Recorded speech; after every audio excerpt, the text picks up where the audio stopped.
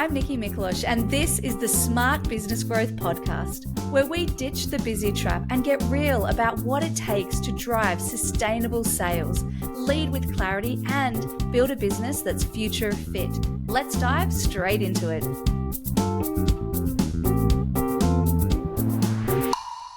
Hello, my friend, and welcome to the last episode of Season 4 Smart Business Growth Podcast for this year. Season 4 will continue into the new year, but we will be taking a little break over the Christmas period. And so this really got me thinking about this time of year that a lot of us are going to be resetting, recalibrating, refocusing, perhaps taking a holiday. I appreciate for others, it's not that time of year, it's the peak period. So this could be a good episode for you to come back to for when you are going to be taking a holiday. But it really got me thinking around this reality that so many of us face. When we take holidays, how the heck do we switch off? How do we transition from that go, go, go, big energy of doing all the things to actually switching off or relaxing or, as I said, resetting and recalibrating? It actually is easier said than done a lot of the time, particularly for high-performing folks like us. Who are juggling lots of different things. And, work can be kind of addictive, sometimes in a really good way. It's a fun, awesome thing.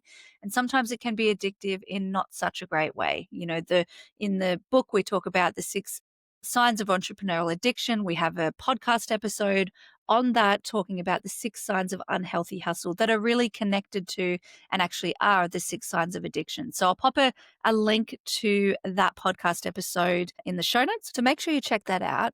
And even if you're not in the state of unhealthy hustle, entrepreneurial addiction, addicted to work, all of those things, it can be really hard to transition to a holiday and relax and rest.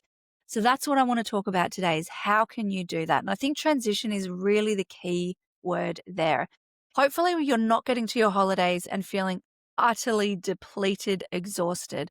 Hopefully your holiday isn't actually going to feel like sick leave because you've pushed too hard. Ideally, we want to get to a holiday and not actually have to sleep for the first 48 hours plus to recover. Ideally, we want to get to a holiday and be looking forward to it and have the energy to be able to maximize that holiday, whatever it means for us.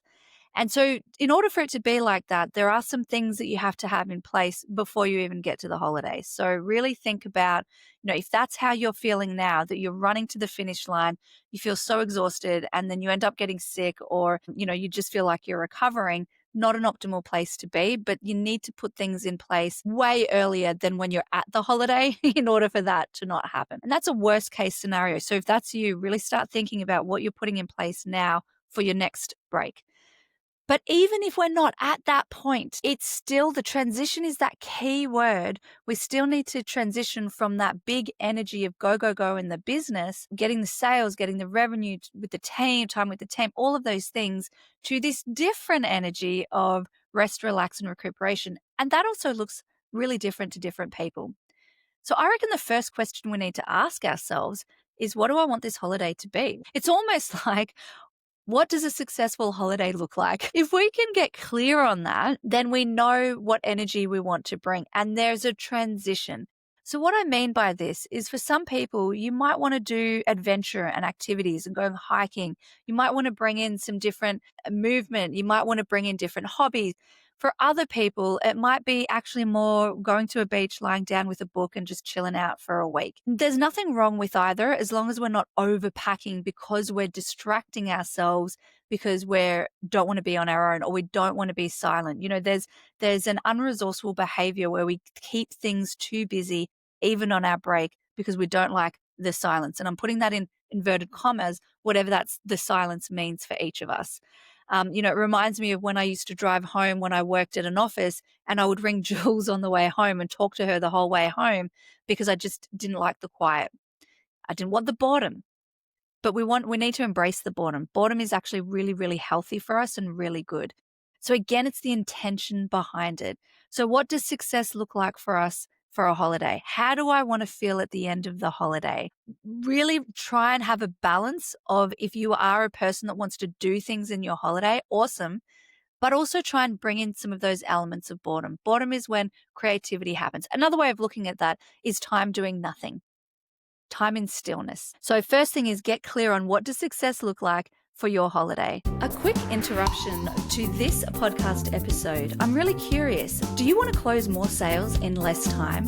If the answer is yes, which I hope that it is, then you need to get your hands on the Growth Code. It is going to give you 3 proven frameworks and tools that will help future-proof your business and scale with clarity. All you have to do is head down to the show notes and click the link below.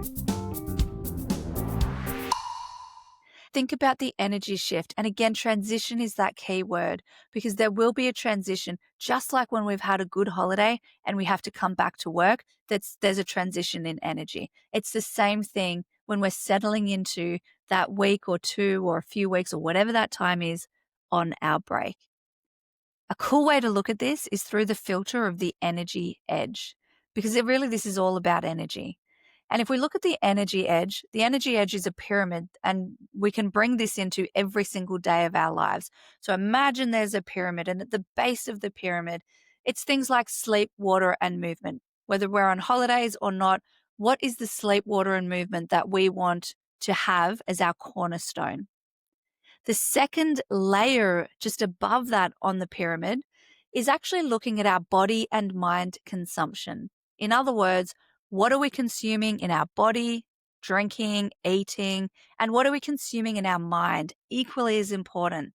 The diet of the mind is equally as important as the diet of the body. So we can actually think here, okay, how do I want my body and mind consumption to be while I'm on this break? So what does the body and mind consumption look like? Let's not get caught in the doom scrolling whilst we're not being distracted by work, because that's just another distraction. And then the next layer is actually about boundaries.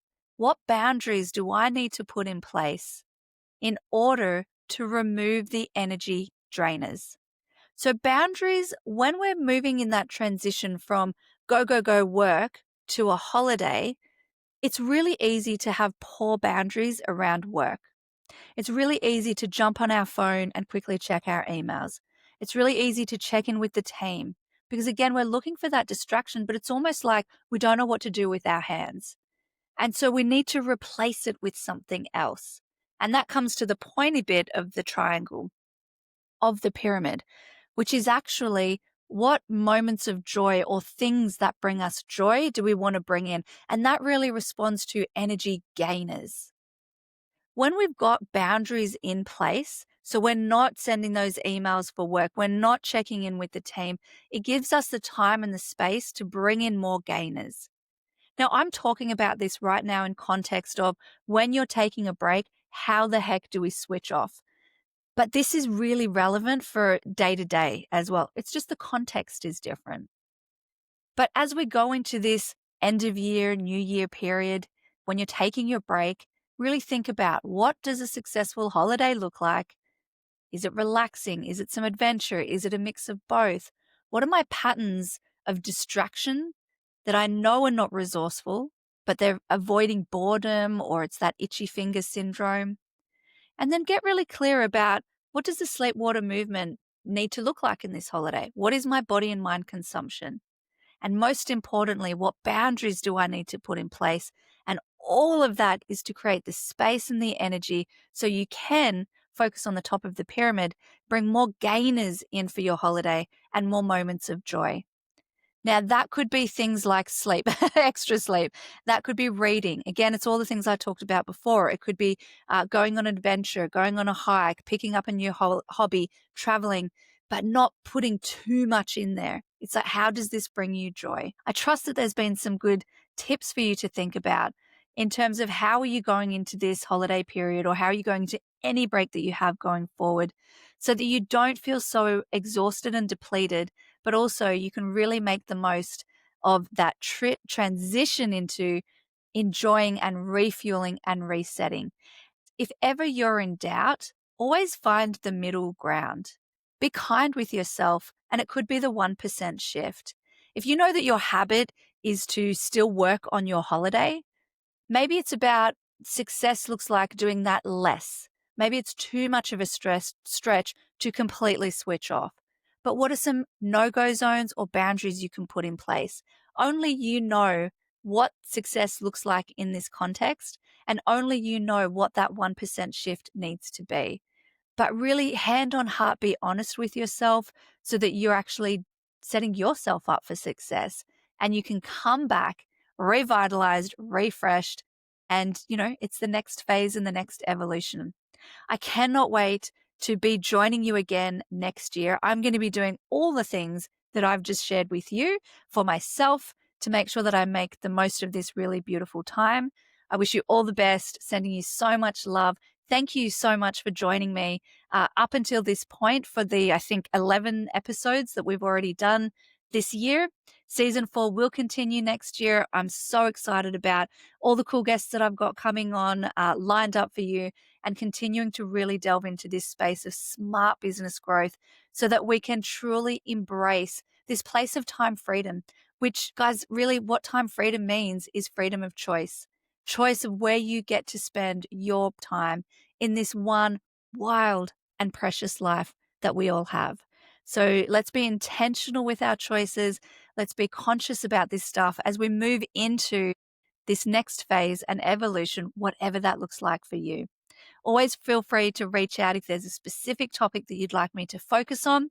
And if not, I'll see you on the flip side.